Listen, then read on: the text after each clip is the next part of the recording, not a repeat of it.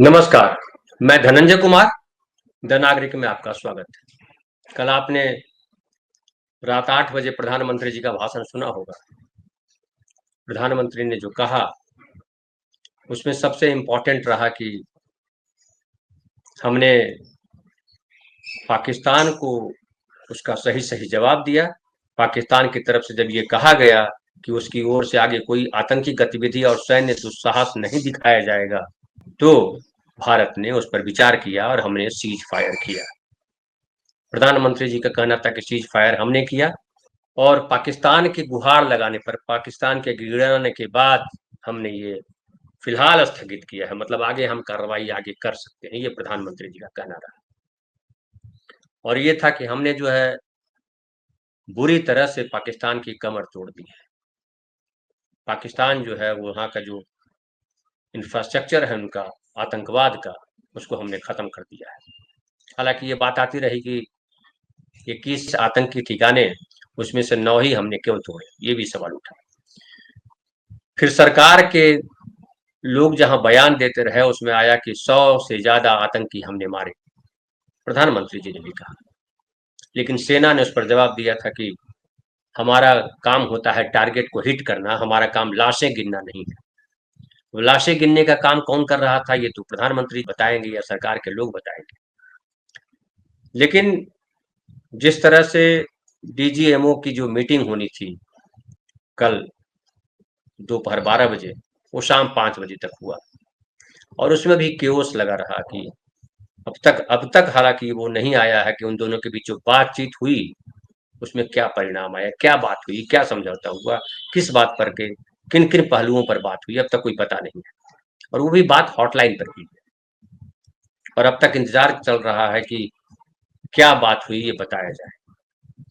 दूसरी तरफ विपक्ष के नेता ने, खास करके राहुल गांधी ने, ये मांग की है कि सत्र बुलाया जाए, स्पेशल सत्र बुलाया जाए और देश को बताया जाए कि हुआ क्या। हालांकि विपक्ष भी इस पर एका नहीं है। विपक्ष में यही सबसे बड़ी दिक्कत है, विपक्ष में एका नहीं रहता। हालांकि मैं इसको बुरा भी नहीं मानता हूं कि अलग अलग विचार होने चाहिए, अलग अलग पार्टियां हैं। देश के मसले पर पूरा विपक्ष, पूरा सत्ता पक्ष सब एक मत था, ये सबसे अच्छी बात थी। प्रधानमंत्री ने इसका जिक्र भी किया कि पूरा 140 करोड़ लोग हमारे साथ थे, पूरा विपक्ष ने साथ दिया, तमाम बातें कही। लेकिन जिस तरह से सीज फायर हुआ, उस पर कई लोगों को आपत्ति है। और उस सीज फायर में ये आया कि सीज फायर हमारी मर्जी से नहीं हुआ, सीज फायर अमेरिका ने करवाया। और कल आपने देखा होगा कि जब प्रधानमंत्री 8 बजे बोलने आए, उसके पहले ट्रंप ने दुनिया को बता दिया था कि सीज फायर हमने कराया है और हमने धमकाया दोनों देशों को, पाकिस्तान और भारत को, और कहा कि अगर आप युद्ध नहीं रोकोगे तो हम व्यापार बंद कर देंगे। और व्यापार बंद करने की वजह से सीज फायर हुआ। लेकिन इस सीज फायर से जो नुकसान हुआ है भारत को, भारत की गरिमा को ठेस लगी है। क्योंकि अब तक पाकिस्तान से हमने जितनी लड़ाइयाँ लड़ी हैं, उन तमाम लड़ाइयों में पाकिस्तान को हमने अंदर तक धकेला है, उसे मजबूर किया है कि हमारे साथ समझौता करो। भले हमने उसको उसकी चीजें लौटा दी, जीतने के बाद फिर हमने वापस कर दिया, बार बार ऐसा किया। ताशकंद समझौता हुआ हो या 1971 का झगड़ा हुआ, का जो वार हुआ, उसमें भी हमने वापस लौटाया और मजबूर किया।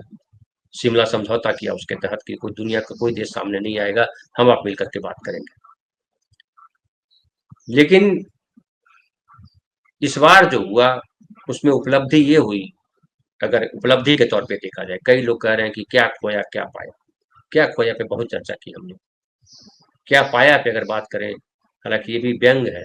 क्या पाया हमने खोया है और पाया ये है कि देखिए, इस सीज फायर की सबसे बड़ी उपलब्धि ये रही कि अमेरिका ने दुनिया के सामने भारत को पाकिस्तान की बराबरी में ला खड़ा किया। जब अमेरिका के राष्ट्रपति कहते हैं कि हमें दोनों देशों पर गर्व है, तो इसका मतलब क्या होता है? पाकिस्तान को हमारी बराबरी में खड़ा कर दिया। और इसको केवल बराबरी नहीं कही है, बल्कि आपको पता है कि हमारी सेना ने 4 युद्धों में मारा, दौड़ाया और घुटनों के बल गिड़गिड़ाने को मजबूर किया पाकिस्तान को। और वो पाकिस्तान मोदी जी की कृपा से भारत की बराबरी का दर्जा पा गया और बराबरी से भी आगे बढ़कर बढ़त ले ली कि चीन उसके साथ खुलकर खड़ा है और अमेरिका दिन रात भारत की बेइज्जती कर रहा है। कल भी बेइज्जती की और परसों भी बेइज्जती हुई थी, तरसों भी बेइज्जती की थी। जब से ट्रंप आए हैं, अमेरिका के राष्ट्रपति बने हैं, तब से लगातार भारत की बेइज्जती कर रहे हैं। बार बार हम लोग जिक्र कर रहे हैं, मोदी जी की भी बुरी तरह से बेइज्जत किया है। लेकिन जिस तरह से ये समझौता हुआ, जिस तरह से सीज फायर हुआ, वो संदेह के दायरे में है।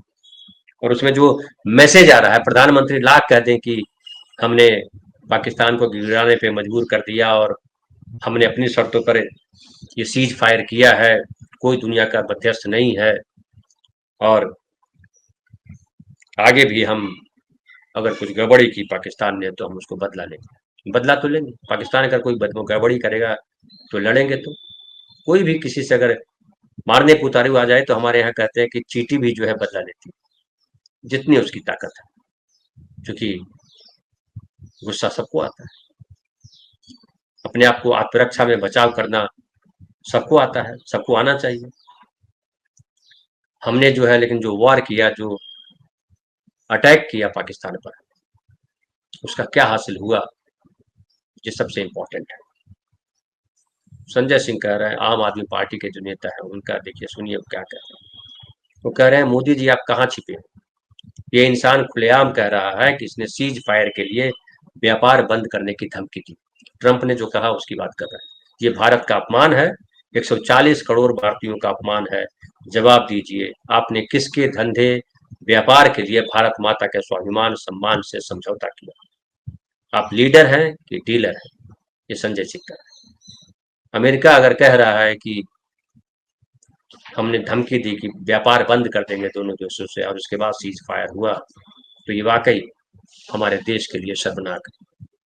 भारत जो है बिजनेसमैन देश नहीं है। भारत जो है मानवीयता को समर्थन देता है, स्वाभिमान को समर्थन देता है और भारत ने हमेशा इस बात का ख्याल रखा है जब से देश आजाद हुआ है। और अक्सर देश की आजादी से पहले की भी बात कीजिए तो हम भारतीय संस्कृति की बात करते हैं, तो हम कहते हैं कि हमने कभी दूसरों पर आक्रमण नहीं किया, हमने कभी दूसरों पर हमला नहीं किया, हमने जब कभी दूसरों की सुख चैन को नहीं छीना, हम आक्रमणकारी नहीं रहे कभी, बल्कि दुनिया के तमाम देशों ने हम पर हमला किया, हमें लूटा, हमें गुलाम बनाया। लेकिन इस बार जो हुआ वो हर किसी को चुभ रहा है। गांव में बैठा हुआ कोई आदमी हो, इवन जो मोदी जी के भक्त रहे, उनको भी इस बार निराशा हुई है नरेंद्र मोदी से कि नरेंद्र मोदी जी ने किया जो कहते हैं वो इस बार दिखा दें। और जिस तरह से विपक्ष को लेकर के या जिस तरह से विदेश सचिव को लेकर के या जिस तरह से सवाल करने वालों को लेकर के ट्रोलर पड़े रहते हैं, मोदी जी ने उस पर भी कुछ नहीं बोला। मोदी जी ने इस बात पर भी नहीं बोला कि हमें क्या अचीव करना था, हमने क्या अचीव किया। रफाल को लेकर के भी बात की जा रही है, रफाल को लेकर के पूरी दुनिया में चर्चा है कि रफाल को मार गिराया पाकिस्तान ने और उसमें चीन ने जो हथियार दिए थे उसकी वजह से हुआ। सेना के जो चीफ है उन्होंने कहा था, एयर मार्शल चीफ ने, कि हम इस पर बात करने के लिए अभी नहीं है, रफाल का क्या हुआ, अभी युद्ध चल रहा है, युद्ध जब समाप्त होगा तो इस पर बात की जाएगी। प्रधानमंत्री ने भी इस पर कुछ नहीं बोला। प्रधानमंत्री से अपेक्षा थी, हालांकि बीच में आया कि जो रफाल बनाने वाली कंपनी है उसके शेयर गिर गए और जो चीन का जो मिसाइल बनाने वाली कंपनी है उसके शेयर बहुत तेजी से बढ़ा। अब शेयर बाजार तो हालांकि अलग है, शेयर बाजार कल देखिए बहुत तेजी से बढ़ा था, लेकिन आज शेयर बाजार जो है वो नीचे है। तो शेयर बाजार का उठना गिरना तो जो है वो इमोशन पे डिपेंड करता है, लेकिन देश जो है इमोशन पे नहीं चलता है और देश के लिए आवश्यक है कि देश जो है स्वाभिमान से चले। क्या हमने सीज फायर के बाद अपने स्वाभिमान को बचाया है, ये सबसे बड़ा सवाल है। और अगर पाकिस्तान हमारी बराबरी में आके खड़ा हो गया, कल भी खबर आई कि सीज फायर होने के बाद भी जो है कई जगहों पे ड्रोन आ रहे हैं, कई जगहों पे हमला हुआ है, ब्लैकआउट हुआ है, तमाम बातें हुई, खास करके जो सीमा के इलाके हैं जम्मू कश्मीर और पंजाब। कई हमारे साथियों ने लिखा कि सर यहाँ सीज फायर का असर ये है कि वापस ब्लैकआउट किया गया। आज ये भी खबर आई कि जो जम्मू हवाई अड्डा है उसका परिचालन फिलहाल रोका हुआ है, क्योंकि पाकिस्तान ने जिस तरह से इस बार बर्ताव किया है वो धोखा दिया है, बार बार धोखा दिया। उसकी कथनी और करने में भारी फर्क दिखाई पड़ रहा है।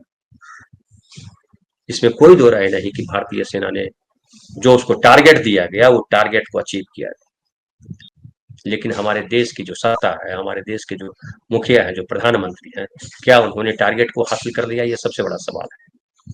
और मैं अक्सर कहता हूँ, बहुत लोग कहते हैं, मैं दोहराता हूँ उसको कि युद्ध जो है सेना तो लड़ती दिखती है, लेकिन युद्ध सेना लड़ती नहीं है, युद्ध लड़ते हैं देश के जो राष्ट्राध्यक्ष होते हैं। क्योंकि असली लड़ाई, असली युद्ध वो कूटनीतिक टेबल पे होती है। गोला बारूद जो है वो युद्ध के लिए एक जीत हार के लिए, खास करके अगर जीत की बात करें तो जीत के लिए एक माध्यम है कि हमें उससे बल मिलता है, लेकिन असली लड़ाई, असली युद्ध टेबल पे होता है। कई लोग कहते हैं कि एसी कमरों में बैठ करके क्या होता है, एसी कमरों में बैठ करके विचार तय होता है, एसी कमरों में बैठ करके रणनीति तय होती है। और प्रधानमंत्री, गृह मंत्री, रक्षा मंत्री, तमाम लोग इसीलिए मीटिंग करते हैं ताकि वो रणनीति बनाई जाए। और रणनीति वो हो कि सेना को कितने दूर तक जाना है, सेना को क्या दिया जाना है, सेना को और क्या क्या फैसिलिटी मिलनी चाहिए, सेना को हम कब तक लड़ाएंगे, ये तमाम चीजें तय करती है सरकार। लेकिन जो हुआ, सीज फायर हुआ और पूरे देश में, पूरी दुनिया में जो मैसेज गया, जो ट्रंप ने किया, बार बार ट्रंप ने किया, वो हमारे देश की गरिमा को ठेस पहुंचाई, चोट लगी। और फिर बाद में जब लगा कि स्थिति बिगड़ रही है तो सेना को आगे किया भारत सरकार, नरेंद्र मोदी सरकार। और मैं तो कहूंगा कि सेना की विश्वसनीयता को भी नरेंद्र मोदी ने दांव पे लगा दिया है। इस पर आगे और बात करेंगे लोग, अभी विपक्ष ने बोला नहीं है। जिस तरह से राहुल गांधी जो है वो विशेष सत्र बुलाए जाने की बात कर रहे हैं, हालांकि शरद पवार ने कहा कि नहीं, विशेष सत्र न बुलाया जाए बल्कि एक सर्वदलीय बैठक। सर्वदलीय बैठक 2 बार कर चुके हैं शरद पवार जी, क्या हुआ निकल के आया। और देश की गोपनीयता को न तो आप जो है सर्वदलीय बैठक में जाहिर कर सकते हैं, क्या रणनीति है, लेकिन इस पर तो बात की जा सकती है आपस में बैठ करके सर्वदलीय बैठक। क्या नरेंद्र मोदी जी ने सर्वदलीय बैठक में रणनीति तय की? कहीं वो नरेंद्र मोदी आए? नरेंद्र मोदी किसी सर्वदलीय बैठक में नहीं आए। नहीं, जो अटैक हुआ उसके पहले, सीज फायर से पहले जो सर्वदलीय मीटिंग हुई उसमें भी नहीं बैठे।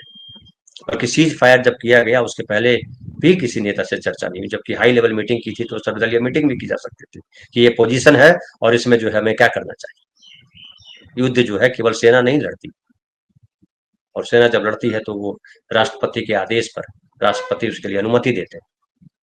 जो अगर युद्ध के लिए अनुमति दी थी, अटैक करने के लिए अनुमति दी थी, तो अटैक रोकने के लिए भी जरूरी था कि राष्ट्रपति का आदेश होता। तमाम चीजों को इस तरह से डील किया जा रहा है जिसमें लग रहा है कि कोई नहीं जानता कुछ, सब जानते हैं नरेंद्र मोदी जी, और नरेंद्र मोदी जो करेंगे वही सही है। लेकिन नरेंद्र मोदी ने देश को, देश के अभिमान को चोट पहुंचाई। जिस तरह से अमेरिका ने हमारे बारे में जो एक्सपोज किया है, जो हमारे बारे में जो गलतफहमियां क्रिएट की है, वो दुखद है। और इसमें देखिए कि मैं मानता हूं कि अमेरिका भी विजेता नहीं रहा। आप अभी खबर आई कि अमेरिका और चीन के बीच जो है वो टैरिफ वॉर जो चल रहा था उसको फिलहाल रोक दिया गया है। और अमेरिका केवल रोका नहीं है, बल्कि वो जो 145%, आपको याद होगा जब चल रहा था आयात शुल्क जो बढ़ाया था, वो 14 मई से, कल से वो 30% पर करने पर सहमत हो गया। यानी रोल बैक फिर किया ट्रंप ने। तो इसमें फायदा किसको मिला? चीन को फायदा है। फेंटेनाइल पर लगाया गया 20% शुल्क भी शामिल है दोनों देशों ने आज कहा कि चीन भी अमेरिका के उत्पादों पर आयात शुल्क को 125% से घटाकर 10% करेगा और नए उपाय 90 दिनों के भीतर प्रभावी हो जाएंगे। मतलब अमेरिका और चीन ने अपना व्यापारिक डील कर दिया और इस डील में देखिए क्यों डील हुआ, इसको मैं आपके सामने रखना चाहता हूं। और ये देखिए कि जिस तरह से कहा गया कि चीन जिस तरह से खड़ा रहा, पाकिस्तान के साथ खुल करके खड़ा रहा, और चीन ने यहां तक कहा कि हम पाकिस्तान की संप्रभुता के लिए खड़े हैं। तो जाहिर है अमेरिका जो कह रहा है कि हमने रुकवाया, उसमें चीन की भागीदारी होगी। रफाल को लेकर के जो मामला चल रहा है उसमें भी कहा जा रहा है कि चीन ने जो हथियार दिए थे वो रफाल पे भारी पड़ा, और जिस तरह से चीन खड़ा हुआ पाकिस्तान के साथ, उसमें ट्रंप को भी खतरा महसूस हुआ। और ट्रंप की बात जो है, ट्रंप अमेरिका की बात साथ बनी रहे, इसके लिए उसने जो है चीन से सीधे सीधे कोई झगड़ा नहीं लिया, बल्कि चीन से समझौता करने पर तैयार हो गए और व्यापारिक समझौते जो है फिर उसके जारी हो गए। और बताया जा रहा है, विशेषज्ञ बताते हैं कि इसका नुकसान जो है भारत को यहाँ भी होगा। चीन का जो टैरिफ बढ़ाया गया था उससे ये था कि भारत को फायदा मिलेगा उसका। भारत ने भी टैरिफ अपना कम किया और चर्चा थी कि ये जो युद्ध बीच में चल रहा था, इस बीच खबर आई थी एक दिन की 0% करने पर तैयार हो गया भारत। तो भारत के साथ नेगोशिएशन जो कर रहा है ट्रंप, जो अमेरिका कर रहा है वो एक तरफा नेगोशिएशन कर रहा है। वो कह रहा है कि हम जो कह रहे हैं वो करो, लेकिन बाकियों के साथ ट्रंप ने जो है पाकिस्तान को बढ़त दिला दी। चीन के साथ उसने सौदा कर दिया, भारत की कीमत पे सौदा कर दिया, और भारत को क्या मिला? कोई हमारे साथ खड़ा नहीं हुआ। और चाहे व्यापार हो, चाहे सामरिक हो, चाहे गरिमा की बात हो, तमाम जगहों पर हम कमजोर पड़े। अब देश भर में एक मुहिम चलाई जाएगी कि किस तरह से जो है मोदी जी ने भारत की गरिमा बचाई। कल भी देखा होगा आपने कि 1971 को लेकर के कई तरीके की बातें कही गई। 1947-48 को लेकर के अमित शाह जी ने संसद में कहा था कि 3 दिन और अगर वॉर चलता, अगर सीज फायर नहीं होता तो पाकिस्तान ऑक्युपाइड कश्मीर हमारा होता। और वो नेहरू की गलती थी कि 3 दिन पहले सीज फायर कर दिया, उनकी कमजोरी थी। अब ये सवाल आएगा, सवाल उठाना चाहिए देश के नागरिकों को, विपक्ष को तो खास तौर पे, चूंकि राजनीति तो विपक्ष करता है, राजनीतिक पार्टियां करती है, कि अभी पाक ऑक्युपाइड को कब्जा करने में किसने रोका था? अभी कुछ दिन और लड़ते, सेना तो थकी नहीं थी, हमारे पास हथियार भी थे, हमारे पास पूरे देश का जो है शौर्य भी था, पूरा देश आपके साथ खड़ा था, पूरा विपक्ष आपके साथ खड़ा था। पाकिस्तान में तो फिर भी विपक्ष का झगड़ा चल रहा था, उसकी गलतियां, उसकी बेईमानियां, उसकी दुर्फंदियां सब दिखाई पड़ रही थी। ये सबको पता है कि पाकिस्तान जो है बार बार लात खाता है, फिर आके खड़ा हो जाता है थिएटर की तरह। ये भी पता है कि चीन हमारा साथी नहीं है, चीन धोखेबाज देश है, कभी भी धोखा दे सकता है। और अब चीन के संगत में रह करके पाकिस्तान भी धोखेबाज हो गया। वो जो कहते हैं ना, हालांकि वो धर्म पे चला जाता है, लेकिन चूंकि वो भी धर्म का खेल खेलता है, इसलिए मैं बोल ही देता हूँ कि मुसलसल हो जिसका ईमान वो है मुसलमान। पाकिस्तान ने इस बार बताया कि मुसलसल ईमान उसका नहीं है, धोखेबाज ईमान है, और चीन की संगति में पड़ के वो जो है वो भी उसके जैसा हो गया है। लेकिन भारतीय मुसलमानों ने बताया कि हमारी देशभक्ति, हमारी प्रतिबद्धता भारत के साथ है, मानवीयता के साथ। मानवीयता और भारत, मानवीयता भारत की संस्कृति है, और भारत के मुसलमानों ने भी ये साबित किया, कश्मीर से लेकर के हैदराबाद, और हैदराबाद से लेकर के पश्चिम बंगाल, पूरे देश के मुसलमानों ने एकता का परिचय दिया। हालांकि नरेंद्र मोदी ने इस बात के लिए मुसलमानों की पीठ नहीं थपथपाई। एक पत्रकार है, जो मैं नाम नहीं लूंगा, आप लोग पढ़ते होंगे, वो बहुत बोलता है।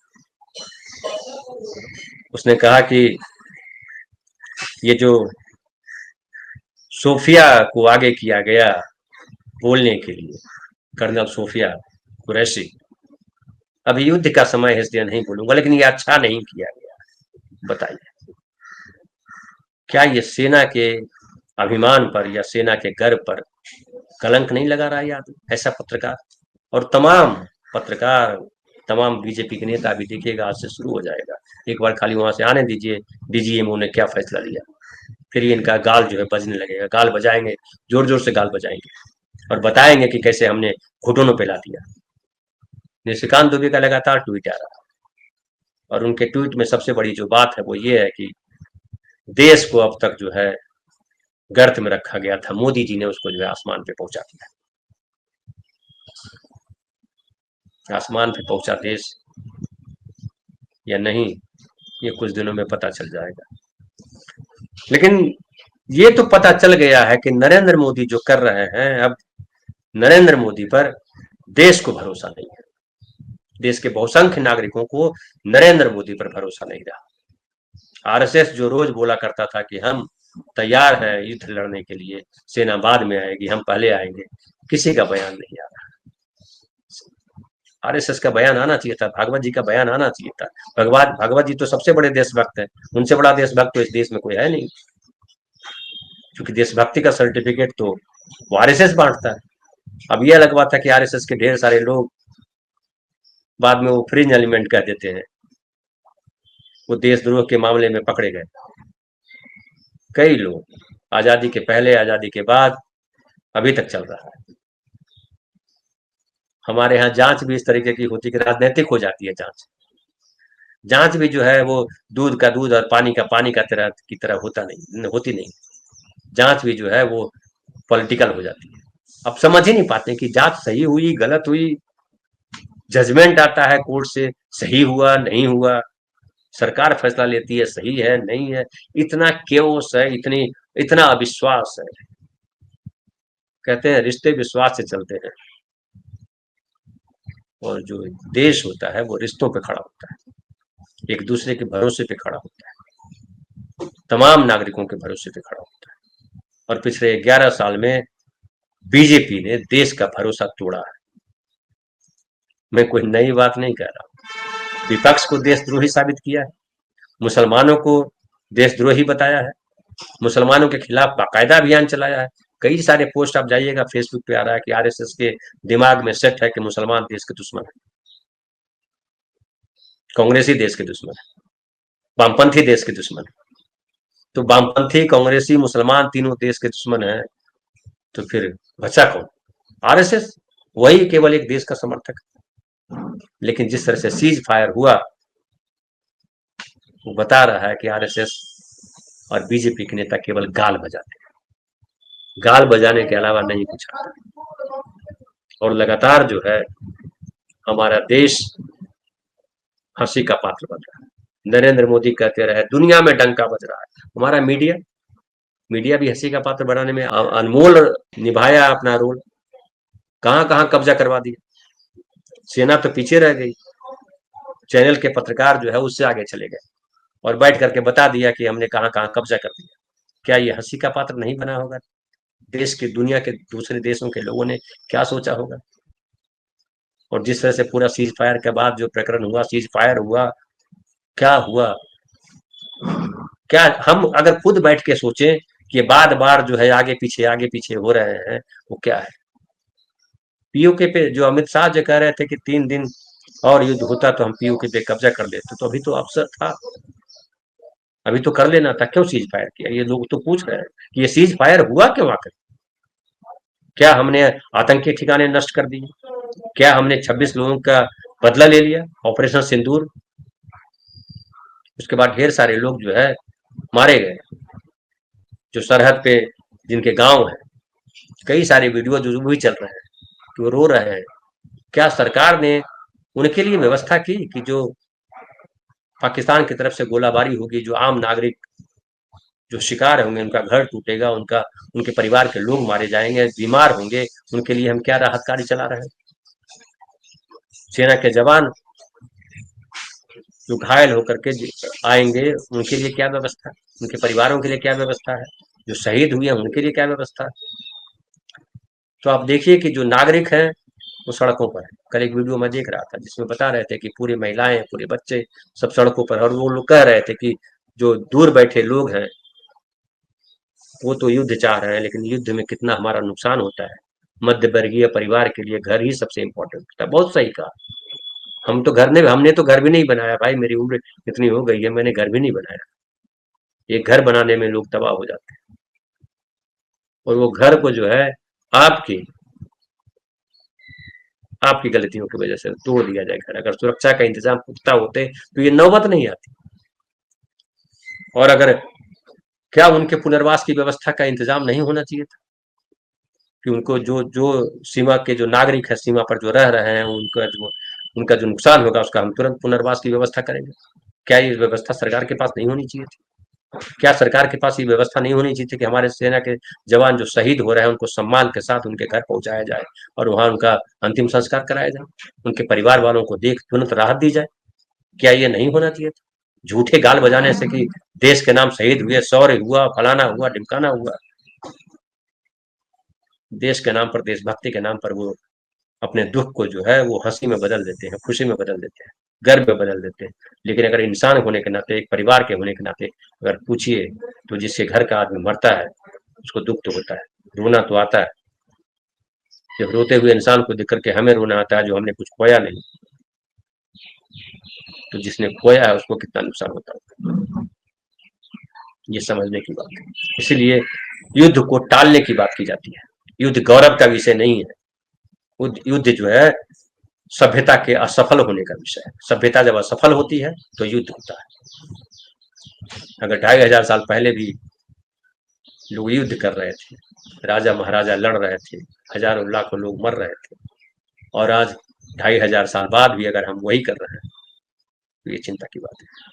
और चिंता की बात ये भी है कि जिस तरह से व्यापार के लिए हमने युद्ध रोक दिया, जो अमेरिका के राष्ट्रपति कह रहे हैं, बड़ा शर्मनाक बयान है कि हमने कहा कि आपका धन दोनों के साथ बिजनेस रोक देंगे। कई बार रोका है अमेरिका ने। वाजपेयी जी का काल भी याद कर लीजिए, जब वाजपेयी जी ने परीक्षण किया था, परमाणु परीक्षण, तो अमेरिका ने रोक दिया था। आर्थिक प्रतिबंध लगाए थे, लेकिन क्या हो गया हमारा, क्या नुकसान हुआ हमारा? और व्यापारी जो है वो प्रतिबंध नहीं लगाता। व्यापारी प्रतिबंध लगाएगा तो खुद मरेगा, क्योंकि उसका सामान रोज बिकता रहना चाहिए। और ये सबको पता है कि अमेरिका दुनिया में सबसे बड़ा विक्रेता है हथियारों का। हम विक्रेता नहीं है, हम मानव समाज के रक्षक हैं। विवेकानंद को याद कीजिए, गांधी को याद कीजिए, बुद्ध को याद कीजिए, तमाम बहुत सही कह रहे हैं सरताज मोहम्मद कि भारत सूफी संतों, महात्मा कबीर और बुद्ध की धरती। और हमने आजादी के बाद यही तो हासिल किया, संविधान हासिल किया। और संविधान जो हमें सीख देता है सबको बराबर समझने की। मनुस्मृति तो कहता है कि औरतें जो है कमतर है। मनुस्मृति तो कहता है कि ये जो शूद्र हैं, ये जो अति शूद्र हैं, वो कई चीजों के हकदार नहीं, आम नागरिक नहीं। संविधान कहता है सब बराबर है, और पूरी मानवता की रक्षा के लिए बात करता है संविधान। तो देश की आजादी के बाद हमने संविधान पाया, लेकिन संविधान को रौंदने के लिए कितनी कोशिशें चलती है वो हम सब रोज जानते हैं, रोज देख रहे हैं। लेकिन महत्वपूर्ण है ये कि इस पूरे प्रकरण में देश ने तो खोया है, नरेंद्र मोदी ने भी अपनी प्रतिष्ठा खो दी, और हम तो अपनी प्रतिष्ठा वापस पा लेंगे। भारत की सेना में वो शौर्य है, वो गौरव है। लेकिन भाजपा बैठ करके सोचे, आरएसएस बैठ करके सोचे कि जो गौरव खोया है उसने, जो अभिमान खोया है उसने, जो साबित हुआ कि ये गाल बजाने वाले लोग हैं, वो चाहे आरएसएस के हों, चाहे बीजेपी के हों, चाहे उनके समर्थक हों, ट्रोलर हों, ये सब गाल बजाने वाले लोग हैं, नफरती लोग हैं, नफरत से भरे लोग, जो वामपंथी कह करके गलियाते हैं, जो कांग्रेसी कह करके गलियाते हैं, जो मुसलमान कह के गलियाते हैं, जो सवाल पूछने वाले को गलियाते हैं, जो गोबर खाते हैं, जो गौमूत्र को दूध से भी महान मानते हैं, उन तमाम लोगों का घमंड टूटा या नहीं टूटा मुझे नहीं पता, लेकिन भरोसा टूटा है लोगों का। जो देश ने भरोसा जताया था कि मोदी है तो मुमकिन है, अब जो देश जो है वो जो इतने साल बड़ा बेचारा बना रहा, अब हमारा देश जो है वो दुनिया पे फतह कर देगा, विश्व गुरु बन जाएगा, जगत गुरु, विश्व गुरु, तमाम ये जो उपाधियां हैं हम खुद ही अपने माथे पे लेते हैं। वीर कोई देता नहीं है हमको। विश्व गुरु कैसे हो गए भैया? जगत गुरु कैसे हो गए तुम? किसी ने गांधी को नहीं कहा विश्व महात्मा, जबकि दुनिया के सबसे ज्यादा देशों में गांधी की मूर्ति लगी हुई है। बुद्ध को सबसे ज्यादा देशों ने माना। बुद्ध आज भी दुनिया में हर जगह जो है मान्य है। बुद्ध को कोई खारिज नहीं कर सकता, क्योंकि बुद्ध जो है समता की बात करते थे, बुद्ध जो है शांति की बात करते थे, बुद्ध दूसरे के विचारों को भी सम्मान देते थे। कहावत है ना, दो के झगड़े में तीसरे का लाभ। तो ये अमेरिका और चीन ने बंदरबाट कर दिया। चीन को बड़ा फायदा हुआ, अमेरिका को छोटा फायदा हुआ। तो बहुत बहुत धन्यवाद।